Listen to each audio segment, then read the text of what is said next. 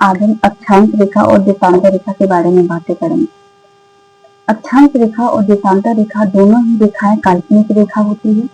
अक्षांश रेखा जो होती है वो तापमान का निर्धारण करती है। जैसे जैसे हम ये विषुवत रेखा हो गया, विषुवत रेखा से जब हम ध्रुव की तरफ बढ़ते हैं तो हमारे तापमान में कमी आती है। ये हो गया हमारा अक्षांश रेखा और ये हो गया हमारा देशांतर रेखा और ये हो गया हमारा भूमध्य रेखा या विषुवत रेखा। और देशांतर रेखा जो होती है वो समय का निर्धारण करती है। ग्रीनविच जो समय होता है, ग्रीनविच रेखा पर जितने भी देश आते हैं उन सभी देशों का एक ही समय होता है।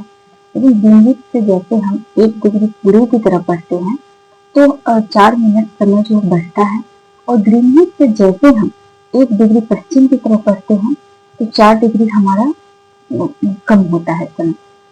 अक्षांश रेखा की ग्लोब में संख्या होती है 179 और मैप में संख्या होती है 181। दो अक्षांशों के मध्य के भाग को कटिबंध कहते हैं।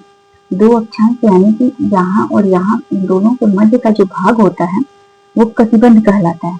लेकिन दो देशांतर यानी कि ये हो गया देशांतर रेखा, ये हो गया देशांतर रेखा, ये दोनों देशांतर के मध्य का जो भाग होता है वो गोड़ कहलाता है।